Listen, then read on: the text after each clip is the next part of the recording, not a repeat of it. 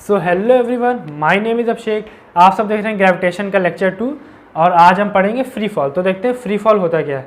तो इसकी डेफिनेशन है the falling of a body from a height towards earth under gravitational force is called free fall. ठीक है, मतलब कि किसी एक हाइट से, मान लीजिए ये कैप है और यहाँ से यहाँ तक इतनी हाइट है, किसी एक हाइट से कोई ऑब्जेक्ट को ऐसे छोड़ दिया गया और वो अर्थ के ग्रेविटेशनल फोर्स उस पर लग रहा है और वो फॉल कर रहा है, तो इसको हम फ्री फॉल बोलेंगे। ठीक है, मतलब कि कोई चीज़ ऐसे छोड़ दी, वो फ्रीली फॉलिंग बॉडी है। ठीक है, फ्री है। तो अब आप सबके अंदर एक मिसकंसेप्शन होता है कि जो हैवियर ऑब्जेक्ट है वो स्मॉल, मान लीजिए एक हैवियर ऑब्जेक्ट और एक स्मॉलर ऑब्जेक्ट को छोड़ दिया जाए, मतलब वेलोसिटी नहीं दी जाए, सिर्फ छोड़ दिया जाए, ऐसे बस छोड़ दिया जाए, मतलब कि फ्री फॉल कर दिया जाए, तो पहले हैवियर ऑब्जेक्ट टकराएगा। ठीक है, आप सबको ये लगता है पर ये गलत है, दोनों साथ में ही टकराएंगे। ठीक है, अब गैलीलियो गैली नाम का एक साइंटिस्ट था, उसने लीनिंग टावर ऑफ पिसा से एक बड़ा सा स्टोन, एक छोटा सा स्टोन फेंका, तो दोनों साथ में ही टकराए। ठीक है, अब आप बोलेंगे मान लीजिए कोई एक फेदर है, पंख, पत्ती ऐसा लग रहा है, फेदर है, और मान लीजिए एक हैमर है, मान लीजिए थॉर का हैमर है। ठीक है, म्यूनिर। ठीक है, मुझे स्पेलिंग तो नहीं आती है अभी। ये थॉर का हैमर है और ये एक फेदर है। इन दोनों को जब गिराया जाएगा तो पहले कौन गिरेगा बताइए? पहले यही गिरेगा, सबको पता है। ठीक है, अब आप बोलेंगे अब आप तो गलत प्रूफ हो गए। तो गलत क्यों प्रूफ है? क्योंकि इसका सरफेस एरिया ज़्यादा है, या फिर कह सकते हैं कि फेदर छोड़िए, एक पेपर ले लीजिए, पेपर। ठीक है, पेपर, पीस ऑफ पेपर है। ठीक है, पीस ऑफ पेपर है, ये ऐसे रखा हुआ है, और इसको अगर ऐसे करके गिराएंगे तो ये ऐसे ऐसे ऐसे ऐसे होता हुआ आएगा और ये हैमर तो सीधा आ जाएगा। तो इसका सरफेस एरिया ज़्यादा है ना, तो इस पर एयर रेसिस्टेंस लग रहा है, मतलब सोचिए इतना बड़ा एरिया है, एयर उसको रेसिस्ट कर रही है, तो इस वजह से ये थोड़ा देर में आता है। पर अगर वैक्यूम फ्री स्पेस में पेपर हो या फेदर हो, इन सबको गिराया जाए किसी एक हैमर के साथ, तो ये दोनों साथ में आएंगे। अब आप बोलेंगे वैक्यूम फ्री स्पेस क्या होता है? तो वैक्यूम फ्री स्पेस होता है, मान लीजिए एक कमरा ले लीजिए, उसमें से सारी एयर को पंप आउट कर लीजिए, सारी एयर को बाहर निकाल लीजिए, तो इसको हम कहेंगे वैक्यूम फ्री स्पेस। ठीक है, तो वैक्यूम फ्री स्पेस और ग्रेविटी फ्री स्पेस में अंतर होता है। जो एटमॉस्फेयर के ऊपर होता है, अर्थ से जब बाहर जाएंगे, उसको ग्रेविटी फ्री स्पेस कहते हैं। पर ये वैक्यूम फ्री स्पेस, इसमें हवा नहीं है, इसमें ग्रेविटी है, गिरेगा, कोई भी चीज़ यहाँ से गिराएंगे तो नीचे गिरेगा, ये अर्थ के अंदर ही है। ठीक है, तो आप सबको समझ तो आ ही गया होगा क्या कहना चाहता हूँ, कि अगर इन दोनों को गिराया जाएगा तो ये साथ ही में गिरेंगे। अब बताइए ये साथ में क्यों गिरेंगे? तो देखिए मैं ये बताना चाहता हूँ कि ये मास पे डिपेंड नहीं करता है। ठीक है, साथ में क्यों गिरेंगे? क्योंकि देखिए हमने वो पहला चैप्टर पढ़ा था मोशन वाला, तो मान लीजिए इसकी u0 है, मान लीजिएगा u0 है और इसका भी u0 है। ठीक है, हाइट यहाँ से यहाँ तक दोनों सेम हाइट पे रखे गए, मान लो s डिस्टेंस पे रखा गया, ये वाला भी s डिस्टेंस पे ही रखा गया। ठीक है, ये वाला भी s डिस्टेंस पे रखा गया। अब और इस पर एक्सेलरेशन कितना लग रहा है? मैंने अभी आपको पढ़ाया नहीं है, इसके बाद जस्ट पढ़ाऊँगा। Acceleration due to gravity g लगता है। ठीक है, तो अब देख लीजिए टाइम, तो सेकेंड इक्वेशन ऑफ मोशन क्या आ जाएगा? s equals to ut plus half at square. ठीक है, ऐसे ऐसे चला सकते, लीनियर मोशन कर रहा है ना, तो u तो 0 है, ये 0 हो गया, तो s इक्वल्स टू कितना हो जाएगा? Half at square. तो टाइम कितना हो जाएगा? 2s अपॉन a का रूट, ये हो जाएगा टाइम। देखिए मास का तो टर्म ही नहीं आया इसमें, देखिए मास का टर्म कहीं आया? तो टाइम तो मास पे डिपेंड ही नहीं कर रहा, सिर्फ हाइट पे डिपेंड कर रहा है, ए पे डिपेंड कर रहा है, और ए दोनों के लिए सेम है, और हाइट जो कि एस है, डिस्टेंस एच लिख लीजिए, वो भी दोनों के लिए सेम है। ठीक है, तो फिर अगर दोनों को गिराएंगे तो साथ ही में आएगा। ये क्यों रह जाता है देर में? क्योंकि इसमें एयर रेसिस्टेंस ज़्यादा लगता है। अगर वैक्यूम फ्री स्पेस में इसको गिराएंगे तो दोनों साथ ही में गिरेंगे। ठीक है, तो जब से हमने मोशन वाला चैप्टर स्टार्ट किया तब से हम इसके बारे में बात कर रहे हैं, एक्सेलरेशन ड्यू टू ग्रेविटी, जिसको हम स्मॉल g से डिनोट करते हैं। तो आखिर वो घड़ी आई गई जब हम इसके बारे में पढ़ने जा रहे हैं। ठीक है, तो ये होता क्या? The uniform acceleration produce in a freely falling body due to gravitational force of earth is known as acceleration due to gravity. मतलब कि एक फ्रीली फॉलिंग बॉडी में जो यूनिफॉर्म एक्सेलरेशन लगता है अर्थ की ग्रेविटेशनल फोर्स के कारण, उसको हम एक्सेलरेशन ड्यू टू ग्रेविटी कहते हैं। अब मान लीजिए कोई चीज़ ऐसे ड्रॉप करते हैं तो फिर इस पर एक फोर्स लग रही है अर्थ के कारण, अभी हमने पढ़ा था, ठीक है, इस पर एक फोर्स लग रही, तो फोर्स लग रही है तो इस पर एक एक्सेलरेशन होगा इसका, तो उसी एक्सेलरेशन को हम ये एक्सेलरेशन ड्यू टू ग्रेविटी कहते हैं, ठीक है। अब देखिए, अब ये मास पे डिपेंड नहीं करता है, ठीक है, ये कांस्टेंट होता है, इसकी वैल्यू मैं अभी आगे बताऊंगा कितनी होती है, पर ये हर जगह कांस्टेंट नहीं होता। मतलब ये अगर हम अर्थ में थोड़ा ऊपर जाते हैं, मतलब कि देखिए अर्थ में अगर हम थोड़ा ऊपर जाते हैं एक एच हाइट पे, अच्छी खासी हाइट पे, ये नहीं कि 10 मीटर 20 मीटर 30 मीटर चले गए, इतने पे चेंज हो गया, 100 मीटर पे भी, ठीक है, अच्छी खासी हाइट पे 100 मीटर या 100 मीटर सॉरी किलोमीटर में, किलोमीटर्स में अच्छी खासी हाइट में जाते हैं तब ये चेंज होता है, या फिर हम अर्थ के अंदर जाते हैं तब ये चेंज होता है, ठीक है। और जैसे कि हमें पता है कि अर्थ एक सर्कल तो है नहीं, अर्थ एक ओवल टाइप की है ना, ओवल या ओवल सॉरी मतलब कि ऐसे करके है, और फिर यहाँ पे फ्लैट है, ऐसी है अपनी अर्थ, ठीक है। तो फिर ये हर पॉइंट पे चेंज होता है, इसको हम पोल्स कहते हैं, ये पोल है, इसको हम इक्वेटर कहते हैं, ठीक है। तो यहाँ अलग होता है, यहाँ अलग होता है, यहाँ अलग होता है, ये बहुत जगह वैरी करता है, पर वो ज़्यादा डिफरेंस कुछ आता नहीं है। तो हम तो अभी तो मतलब सेम ही लेंगे हर जगह की, जी की वैल्यू सेम लेंगे। जब हम 11th क्लास में आप सब जाएंगे तब ये आप पढ़ेंगे कि हाइट के हिसाब से कितना वैरी करता है, क्या नहीं करता। मैं ये बताना चाह रहा हूँ कि जब हाइट ऊपर जाते जाते हैं तो जी की वैल्यू जो है घटती है, ठीक है। तो अब आप सोचेंगे कि जब नीचे जाएंगे तो जी की वैल्यू बढ़ेगी, ना ना ना, जब नीचे आते हैं तब भी जी की वैल्यू घटती ही है, ठीक है, और सेंटर पे आके 0 हो जाती है जी की वैल्यू, ठीक। अब देखिए इसके कैलकुलेट कैसे करते हैं।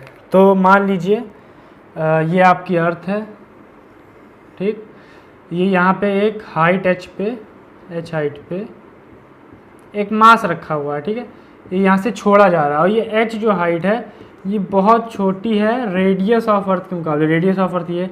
तो इस कैलकुलेशन के लिए हमें अर्थ को एक स्फीयर टाइप का मानना पड़ेगा कि वो पूरी स्फीयर है, वो बल्कि स्फीयर है नहीं, पर हम फिज़िक्स में ज़्यादातर चीज़ें अनरियलिस्टिक चीज़ें ही मानते हैं, ठीक है। जैसे कि हम अभी तक चैप्टर पढ़ रहे थे, उसमें हम फ्रिक्शनलेस सरफेस ले रहे थे, पर फ्रिक्शन तो हर जगह प्रेजेंट है, ठीक है। तो और हम कोई भी कैलकुलेशन करते हैं तो वहाँ पे एयर रेसिस्टेंस को हटा देते हैं, कोई चीज़ ऊपर फेंकी नीचे आई, पर एयर तो प्रेजेंट है ना, तो वैसे कैलकुलेशन करना टफ हो जाता है, तो हम सिंपल कैलकुलेशन करते हैं। तो इसके लिए हम मान लेते हैं कि अर्थ एक स्फेयर है, बल्कि वो स्फेयर है नहीं, पर वैसे कैलकुलेशन करना टफ हो जाएगा ना, ठीक है। तो मान लीजिए एच हाइट पे ये एक बॉल है, ठीक है, इसका मास m है, इसका मास स्मॉल है, इसका कैपिटल है, इसकी रेडियस r है, ठीक है। तो बताइए ये अर्थ इस पर कितना फोर्स लगाएगी, सॉरी इसको आप मान लीजिए, चलिए छोड़िए, इसको मान लीजिए यहीं पे ये रखा है, ठीक है, यहीं पे ये रखा है, ये छोड़िए, वो भी मान सकते थे, चलिए छोड़िए, यहीं पे ये रखा है, इसको मान लीजिए, ठीक है। तो फिर अर्थ इस पर कितना फोर्स लगाएगी, फोर्स का फॉर्मूला क्या होता है, फोर्स इक्वल्स टू, चलिए मान ही लीजिए वो ऊपर है, ठीक है, सॉरी थोड़ा गड़बड़ हो रहा है, मान लीजिए ये एच हाइट पे है एक चीज़, बॉल यहाँ पे रखी है, ठीक है, और H is less than R, H बहुत छोटा है आर के मुकाबले, ठीक है।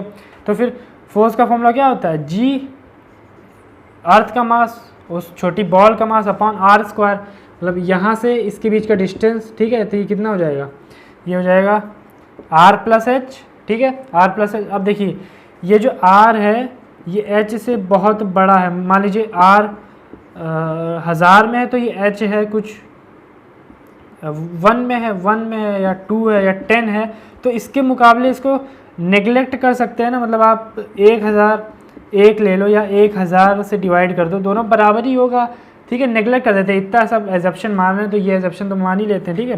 तो ये बहुत छोटा है तो इसको हम GMM/R ही लिख लेते हैं, ठीक है, R plus H nearly equal to R, ठीक है, क्योंकि H बहुत छोटा है, ठीक है, H बहुत छोटा है। अब देखिए अब इसका मान स्मॉल है, इस पर फोर्स लग रही है, ठीक है, ये इसी पे तो फोर्स निकाला जा रहा है कि इस पर कितनी फोर्स लग रही है।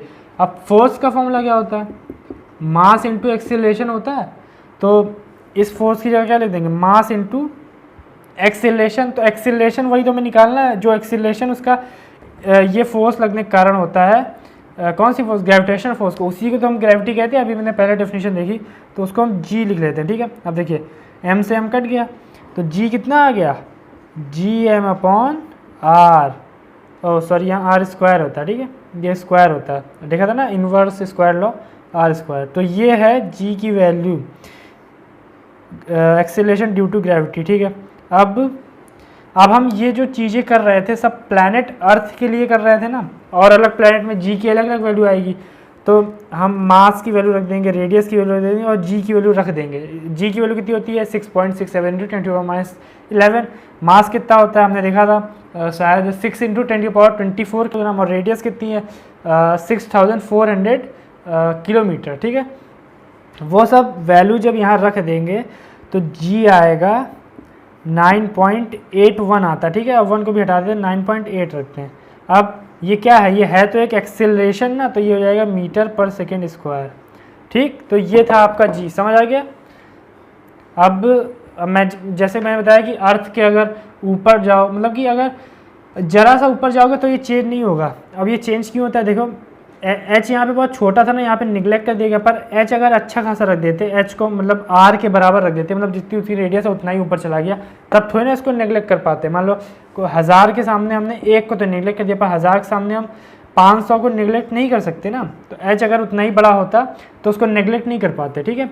तो अगर बहुत ज़्यादा ऊपर चले जाओ तो इसकी वैल्यू चेंज हो जाएगी, या फिर अंदर चले जाओ तब भी इसकी वैल्यू चेंज हो जाएगी, ठीक है। तो फिर यही है एक्सेलरेशन ऑफ ग्रेविटी, ठीक है।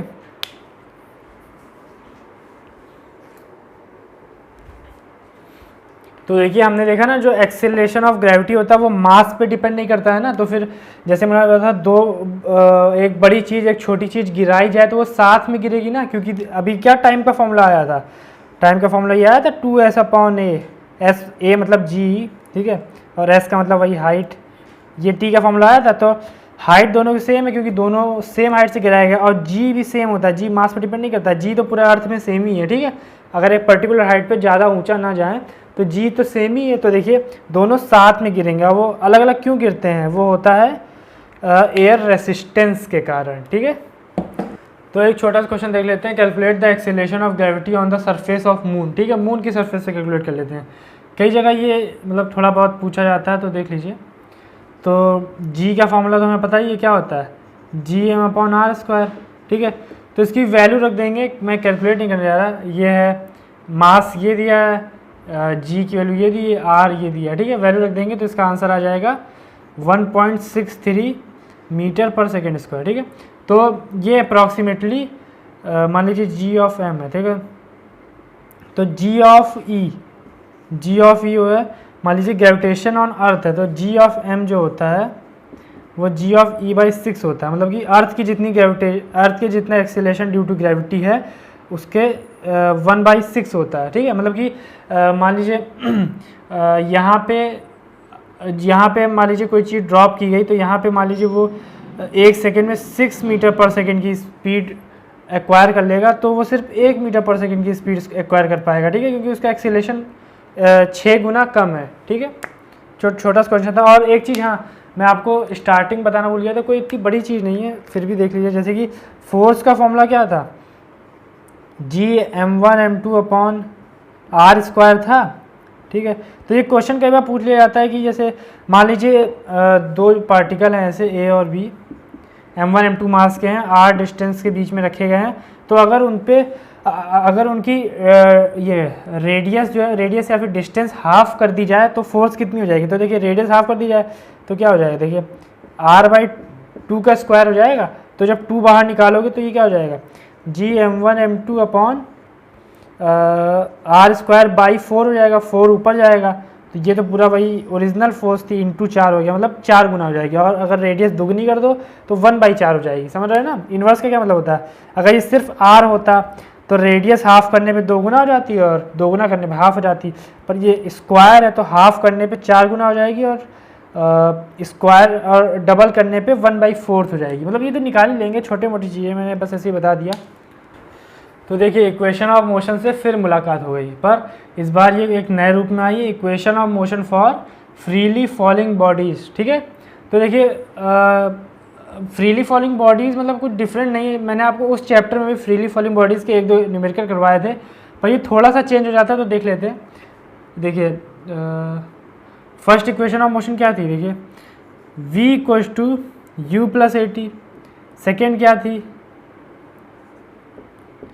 s equals to U T plus half A T square, और थर्ड क्या थी V square minus U square equals to, या फिर V square equals to U square plus 2as। ठीक है, तो फिर इसमें क्या होता था, ऐसे मोशन हो रहा था, इसमें क्या होगा, ऐसे मोशन होगा, तो है तो अभी भी स्ट्रेट लाइन ना, तो इसमें ये क्या हो जाएगी, ये चेंज होकर हो जाएगी।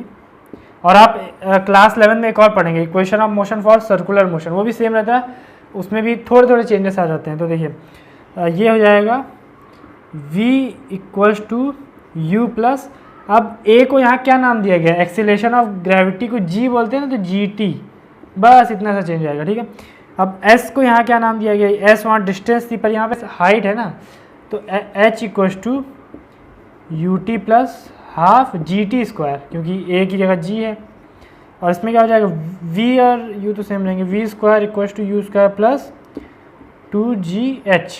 ठीक, क्या चेंज हुआ, a की जगह g आ गया, s की जगह h आ गया, बस। ठीक है, तो एक बहुत आसान सा क्वेश्चन देख लेते हैं। इसमें बोला गया when a ball is thrown vertically upward it goes through a distance of 19.6 metre. ठीक है, एक बॉल ऊपर फेंकी गई तो 19.6 मीटर तक गई। Find the initial velocity of the ball and time taken by it to rise the height, कितना टाइम लगाया उसने वहाँ तक पहुँचने में, और उसकी इनिशियल वेलोसिटी क्या थी। तो देखिए आप इसको मोशन वाले क्वेश्चन से कन्वर्ट कर सकते हैं क्या। देखिए इसमें क्या हो रहा है, यहाँ से फेंका गया, यहाँ जाके रुक गया, अब बस निकालना। उसमें अगर करते तो देखिए क्या हो सकता था कि यहाँ से किसी v वेलोसिटी से, मतलब u वेलोसिटी से फेंका गया ऊपर, इसमें क्या हो सकता था u वेलोसिटी से इधर गया, और इसमें क्या नीचे की तरफ एक्सेलरेशन लग रहा है जिसको g कहेंगे, उसमें क्या होता है इधर की तरफ एक एक्सेलरेशन लगता। ठीक है, तो u इधर है, a इधर है, तो यहाँ जाके रुक जाता ना, बस। तो इसमें टाइम निकालना था, तो वही न्यूमेरिकल तो सेम, बस दूसरी शक्ल लेके आ गया है, तो वही सेम न्यूमेरिकल ना। तो देखिए इसको कैसे निकालेंगे, यहाँ आके इसका v 0 हो गया, इसकी हाइट कितनी थी, हाइट थी 19.6।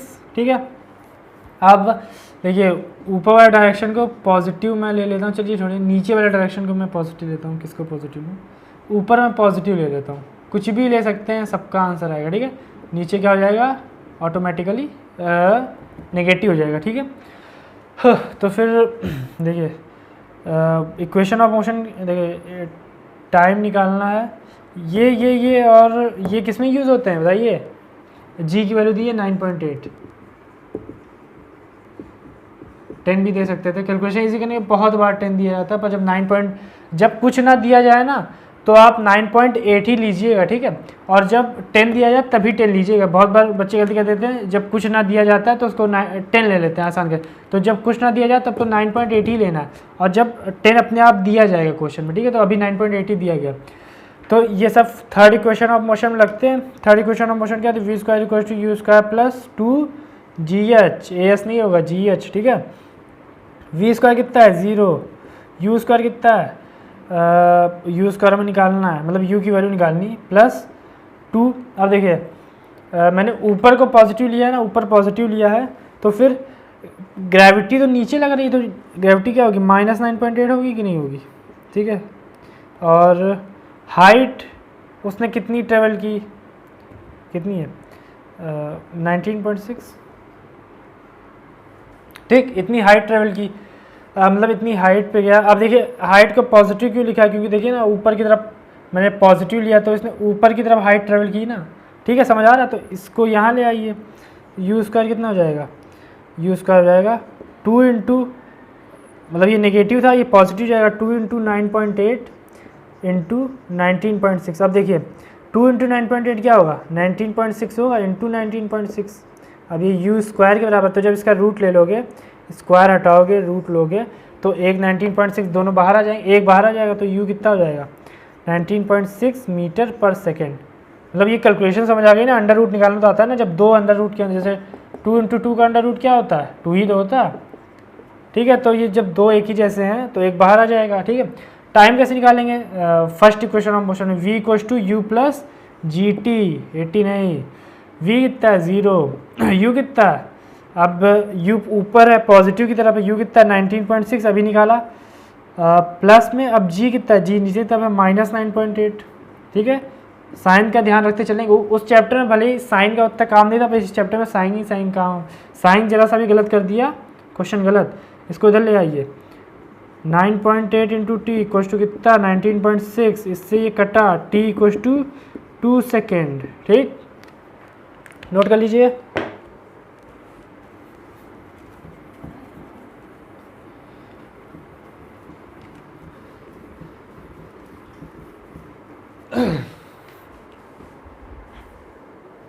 तो अब हम पढ़ेंगे मास के बारे में। आपने वो टॉलीवुड की मूवी मास देखी होंगी ना, नागार्जुन वाली, वो मास नहीं है, ठीक है।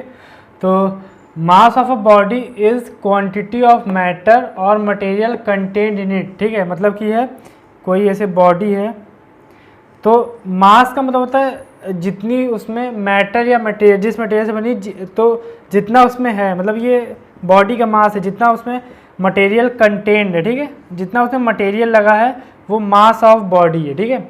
और it is a scalar quantity, तो समझ गए ना मास ऑफ बॉडी क्या होती है, ठीक है। जैसे ये होता है 10 किलो, 10 kg, ठीक है, आगे हम बताया था इसकी SI यूनिट kg होती है, ये स्केलर क्वांटिटी होती है। तो इसका मास 10 kg, 10 किलो की चीज़ इसमें भरी हुई है, ठीक है, ये पूरा 10 किलो का है, तो ये इसका मास है। जैसे मेरी बॉडी का मास है 70 kg, ठीक है, तो मतलब 70 kg की चीज़ें मेरी बॉडी में भरी हुई हैं, ठीक है, तो वो मेरी तो बॉडी का मास होता है। अब mass of a body is constant and does not changes from place to place. Mass of body constant होता है, चेंज नहीं होता। जैसे कि आपका मास अभी 70 किलो है, तो आप अगर मून पे जाओगे तो आधे नहीं हो जाओगे, ठीक है, आपका मतलब कम नहीं हो जाएगा, 50 किलो नहीं हो जाएगा, वो 70 किलो ही रहेगा आपका मास, ठीक है। जैसे इस ब्लैक बोर्ड का मास जितना भी है, तो मैं इसको उठा के कहीं भी ले जाऊँ तो इसका मास इतना ही रहेगा, मास चेंज नहीं हो जाएगा, ठीक है। और it can not be zero, mass zero नहीं हो सकता, ये डिस्टेंस की तरह, डिस्टेंस जैसे जीरो नहीं हो सकती ना, जैसे कुछ तो चलेगा ना बंदा, बिल्कुल खड़ा थोड़ी नहीं रहेगा, तो डिस्टेंस जीरो नहीं हो सकती। तो मास में एक पार्टिकल, दो पार्टिकल कुछ तो होंगे ना, जैसे एटम होता है सबसे छोटा, एटम का भी कुछ मास होता है ना, एटम का मास कितना होता है बताइए, 9.1 इंटू 10⁻³ किलोग्राम, ये होता है शायद, हाँ ठीक है, यही होता है। तो इसका इतना भले ही -31 गया है, तो इतना छोटा है, पर कुछ मास तो है ना, एटम का नहीं, सॉरी, इलेक्ट्रॉन का मास है, ठीक है, ये इलेक्ट्रॉन का मास है, कुछ मास तो है ना उसके अंदर, ठीक है। तो मास कभी भी जीरो नहीं होता है। तो देखिए अब वेट क्या होता है, ठीक है। तो वेट होता है the weight of a body is the force with which it is attracted towards centre of earth. मतलब कि वेट एक फोर्स है, ठीक है, फोर्स है जिससे कि वो कोई बॉडी है वो अर्थ की तरफ अट्रैक्ट हो रहा है। मतलब कि जैसे ये अर्थ है और ये क्या है, बॉडी है, मास है इनकी, तो जिस फोर्स से ये अर्थ की तरफ जा रहा है, ठीक है, जिस फोर्स से ये अर्थ की तरफ जा रहा है तो उसको वेट कहते हैं, ठीक है। तो जिस फोर्स से ये अर्थ की तरफ जा रहा है उसको वेट कहते हैं। तो क्या ये फोर्स हम निकाल नहीं चुके हैं? ये फोर्स क्या होता था, देखिए ये फोर्स होता था Gm/r², यही तो होता था। मान लीजिए इसकी रेडियस r है, इसका मास कैपिटल m, इसका मास स्मॉल m है, g यूनिवर्सल ग्रेविटेशन कांस्टेंट। तो f वेट वो फोर्स होती है जिससे कि वो अर्थ की तरफ अट्रैक्ट हो रहा है। तो ये हम फोर्स सबसे पहले तो हमने यही पढ़ा था, ठीक है। अब देखिए Gm/r², ये क्या होता है, ये स्मॉल g नहीं होता है, ठीक है। तो f कितना हो जाएगा, f हो जाएगा m इंटू स्मॉल g, ठीक है। तो अब इसका नाम वेट है, तो इसको w से रिप्रेजेंट करते हैं, w इक्वल्स टू mg, ठीक है। बहुत इंपॉर्टेंट फॉर्मूला तो नहीं है, मतलब याद रहेगा आपको, बहुत यूज़ होता है 11th में, तो बहुत ही ज़्यादा यूज़ होता है, ठीक है। w equals to mg, weight का फॉर्मूला है। अब देखिए और चीज़ें देखिए, SI यूनिट ऑफ वेट क्या होगी, सिंस वेट एक फोर्स है तो इसकी SI यूनिट भी तो न्यूटन ही होगी, ठीक है। जितनी भी फोर्सेस होती हैं, ग्रेविटेशनल फोर्स हो, चाहे इलेक्ट्रोस्टैटिक फोर्स हो, चाहे ये वेट हो, वेट भी एक फोर्स है, तो सबकी यूनिट, सबकी SI यूनिट न्यूटन होगी। अब it is a vector quantity, force vector quantity, तो ये भी वेक्टर क्वांटिटी होगा, ठीक है। इसका डायरेक्शन होता है, इसका डायरेक्शन हमेशा क्या होता है, सेंटर ऑफ द अर्थ होता है। वेट मतलब कहीं भी तुम खड़े हो अर्थ में, यहाँ खड़े हो या यहाँ खड़े हो, तो ये हमेशा तुम्हें सेंटर की तरफ अट्रैक्ट करता है ना, सेंटर की तरफ अट्रैक्ट करता है ना। तो इसका डायरेक्शन हमें सेंटर ऑफ अर्थ होता है, ठीक है। तो फिर आपका जो मतलब मान लीजिए आपका मास है 70 kg, ठीक है। तो अगर मान लीजिए जी को 10 मान लें, अप्रॉक्स जी को अप्रॉक्स 10 मान लें, जो कि होता है 9.8 है, तो आपका वेट कितना हो जाएगा, वेट हो जाएगा आपका 700 न्यूटन, ठीक है। तो फिर जैसे कोई भी आपसे पूछता है आपका वेट कितना है, तो आप बोलते हो 70 kg, तो मतलब आप गलत बोलते हो, आप अपना मास बताते हो, और वो भी आपका मास ही पूछता है। आप उसको अगर बता दोगे 700 न्यूटन, तो वो सोचेगा 700 बहुत ज़्यादा नंबर लगे, तो वो आपका मास पूछता है, ठीक है। पर उन्होंने फिजिक्स नहीं पढ़ी होती ना, तो वो वेट का शब्द यूज़ कर देते हैं, ठीक है। ये सब मास होता है, या फिर पढ़ी हुई होती है जनरली वेट ही बोला जाता है, व्हाट इज़ योर वेट, पर मास बोलना चाहिए, मास, आपका मास कितना है, ठीक है। मास है आपका 70 kg, वेट तो आपका 700 न्यूटन है, ठीक है। समझ गए इसका डिफरेंस आप। अब जो वेट होता है वो जगह जगह पे वेरी भी करता है। वेरी कैसे करता है, सिंस देखिए जी बदल रहा है, जी बदल रहा है तो डब्ल्यू भी बदलेगा, पर मास तो कांस्टेंट है ना, मास नहीं बदलता था। मास टाइम लिखवाई थी ना, it do not change from place to place, पर ये प्लेस टू प्लेस वेरी होता है। और जब आप सेंटर में चले जाएंगे, तो मैंने बताया था सेंटर पे ग्रेविटी जीरो हो जाती, तो अर्थ के सेंटर पे आपका वेट जीरो हो जाएगा, ठीक है, अर्थ के सेंटर पे। और या फिर एक और एग्जांपल मैं दे सकता हूँ कि अगर आप लिफ्ट में खड़े हैं, चलिए ये तो थोड़ा हाई लेवल का हो गया, पर इतना भी हाई लेवल नहीं, मैं बता देता हूँ कि मान लीजिए लिफ्ट में खड़े हैं और वो फ्री फॉल हो रही है, फ्री फॉल हो रही, तो आपका वेट जीरो हो जाएगा, ठीक है। बताने के लिए आप याद कर सकते हैं किसी को, फ्री फॉल में हो जाएगा। और या फिर आप अगर अर्थ के सेंटर पे हैं तो आपका वेट जीरो हो जाएगा, ठीक है। या फिर आप भी फ्री फॉल कर रहे हैं तो आपका वेट आपको जीरो ही लगेगा, ठीक है। और बस अभी तो इतना ही है इस चैप्टर में।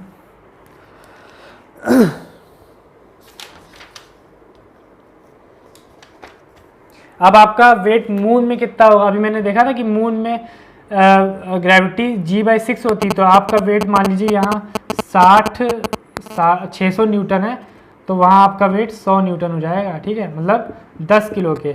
आप यहाँ अगर 60 किलो के हैं तो वहाँ 10 किलो के हो जाएंगे, ठीक है, हल्का फील करेंगे, उड़ने लगेंगे। आपने वो वाली मूवी देखी है, क्या नाम था उसका, मुझे याद नहीं आ रहा, जॉन कार्टर शायद मूवी था, वो शायद एक दूसरे प्लेनेट में चला जाता, तो जो उसमें क्या करता है कि एक कदम रखता है और ऊपर उछल जाता है, फिर एक कदम रखता है फिर ऊपर उछल जाता है। ऐसा क्यों करता है, क्योंकि वो वहाँ के हिसाब से बहुत हल्का हो चुका है, तो इसीलिए वो हवा में उछल पाता है, ठीक है।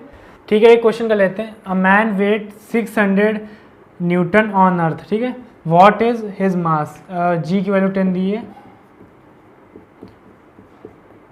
तो देखिए वेट इक्वल टू कितना होता है, mg, वेट कितना है 600 न्यूटन, मास पूछा गया है, जी की वैल्यू 10 है, मास आ जाएगा 60 kg, ठीक है।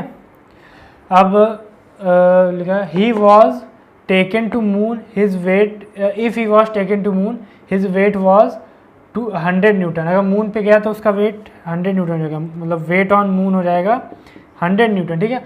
What is his mass on moon, अब मून में उसका मास क्या होगा, तो मैंने बताया था मास चेंज नहीं होता है, चाहे तो मून में जाओ, सन में जाओ, कहीं जाओ, वीनस जाओ, तो उसका मास अभी भी रहेगा कितना, 60 kg, ठीक है। अब पूछा गया what is acceleration of gravity on the moon, आप देख ले क्या हो जाएगा, W = mg, अब मून पर उसका वेट कितना 100 न्यूटन, उसका मास कितना 60 kg into G of moon, G of moon निकल आएगा, तो इसको डिवाइड कर दीजिए, 100 / 60 = G of moon, G of moon कितना हो जाएगा, अप्रॉक्सीमेटली कितना हो जाएगा 5/3, 5/3 कितना 1.667 ऐसा कुछ हो जाएगा, ठीक है, मीटर पर सेकेंड स्क्वायर। तो ठीक है, आज के लेक्चर को यहीं ख़त्म करते हैं, और आप और भी न्यूमेरिकल्स लगाइएगा, इसका बुक में दिए हैं अच्छे अच्छे, ठीक है। तो फिर पढ़ाई करते रहिए, रिवाइज करते रहिए, क्योंकि पढ़ा लिखा हमेशा काम में आता है।